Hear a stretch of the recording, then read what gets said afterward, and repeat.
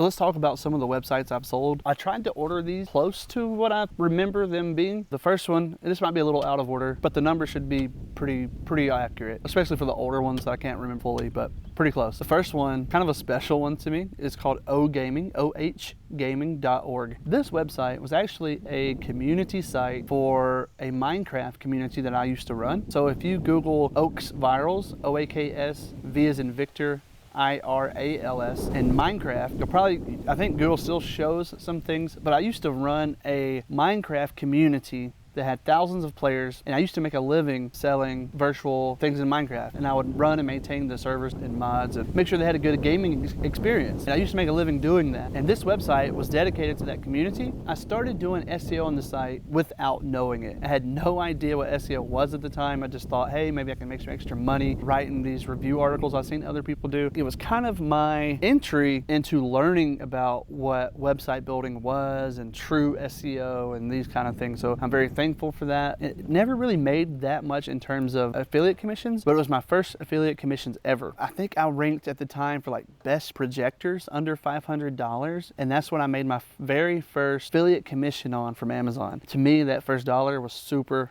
amazing. I never ended up selling that site early on. I just kind of held on to it. Well, years and years later, I'm building websites, I'm selling websites. I remember this one. I'm like, hey, maybe somebody might be interested in it. Its traffic went up really high on some of the Minecraft topics. Like it was reaching like 300,000 views a month. The problem was the site was banned from Google AdSense because of, they thought fake clicks were coming in, or it was banned unfairly and wrongly. So I couldn't really monetize it, or at least I didn't know how to get around that at that time. I ended up selling the site for like $3,000. The people who bought it forwarded that traffic over to their website, and I think they transferred some of the content. So that's site number one. Next site, imanscape.com. I know, make fun of me now. I covered men's grooming, things like beard, shavers, ingrown hairs, those kind of topics. And I actually launched that site before what you're familiar with now is probably Manscaped. I'm sure you've probably seen some of their ads. I launched before they did, and they actually reached out to me to work with me whenever they were just getting going. And I had the CEO on Skype of that company, and he was talking to me about partnering, and now they're like huge, right? But anyway, I sold that site right at $30,000. That was with low multiples back when I sold that site. Sites weren't getting the multiples they are today, so I didn't get as big of a multiple, but I sold that site for about $30,000. And then my next project was gungoals.com. That site made most of its money from reviewing rifle scopes. That's where most of the affiliate revenue came in. And at that time of that site, you could not put ads on things with guns. And I didn't know that when I first launched the site. I did not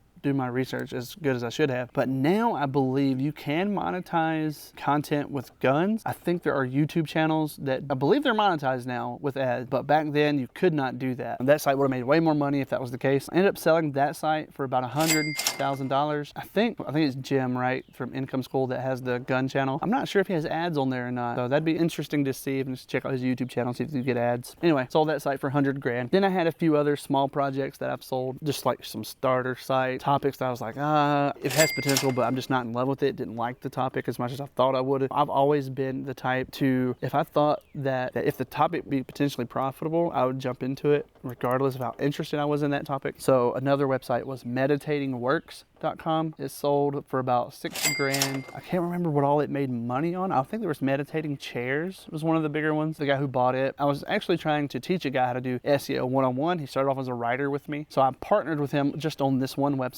because he was huge into meditation, but his work ethic wasn't quite there. Ultimately, why that site kind of failed, I guess. I would call it a failure because I didn't work on it as much myself. It was mostly him. I was guiding him on what topics to do, how to do the research, link building, things like that. I was like one overlooking everything. He was doing most of the work. So it was a good partnership because he was huge into meditating, knew tons about it, but ultimately his work ethic failed there. He just kind of ghosted me. So I reclaimed the website and ended up selling it later on, and I believe I sold that on Motion Invest. And then I had a few other small little sites that I sold along the way, a couple $100, a couple grand, nothing big. But then my big one was oddlycutepets.com. I was actually, at this time, I really didn't want anybody to know my domain names, right? A lot of people want to copy you, rip off your content. And it was funny because Carl Broadbent at the time was doing, I believe it was Hutch and Cage, and he was playing a lot of his work on YouTube. On one of his videos, he was showing competitors and things. I had started my website before his. It's older. It's in the pet space, but it was in a different focus, right? Oddly Cute Pets made most of its money off of bearded dragons. I've never owned a bearded dragon in my life, but that's where it made most of its money, just doing research and rewriting content, stuff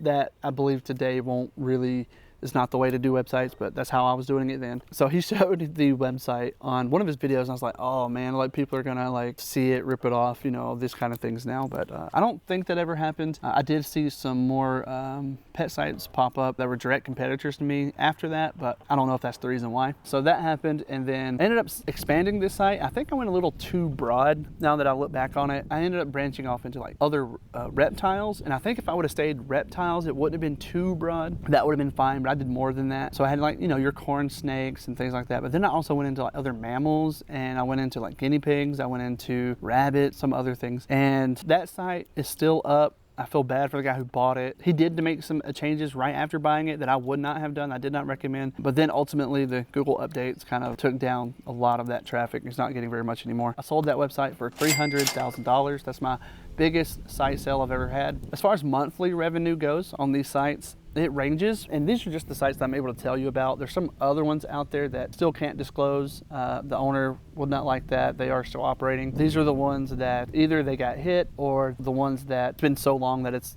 okay, and the owner doesn't care if I share this. The monthly revenue on these sites ranged from some of them just making hundreds a month, a couple hundred a month, $8,000 a month on average. So the biggest month I've ever had from affiliate earnings and ad earnings around $12,000 in a single month. That's a big part of that was being a member of Mediavine. That was a big factor. I think the split was about 60-40 or 70-30 as far as like ad revenue to affiliate revenue. I think now that I look back on my journey with websites, I should have probably gotten into more of the what people would consider difficult spaces and been more confident in my skills at the time, because my skill set was perfectly capable of targeting some of these what people call harder niches, like some of the supplements niches or things like that. Some of the sites that I can't really tell you about, they're still in operation. People still have them and still making good money. But these are some of the other ones that I don't mind sharing. Hopefully you found it interesting. You liked hearing about some of these. That's all the information I really have on the sites that I can tell you about and what they earned, what I sold them for, things like that. The ones that are still up that you can go check out, I believe are, I think Gun Goals, Meditating Works, and Oddly Cute Pets. I believe those three are still up. And I still have a few sites in my portfolio that are making money every month. They're not making a killing or nothing like that right now. I'm not really even working on them because of the way SEO has changed and, you know, my new focus and way of doing things. I might reveal those two.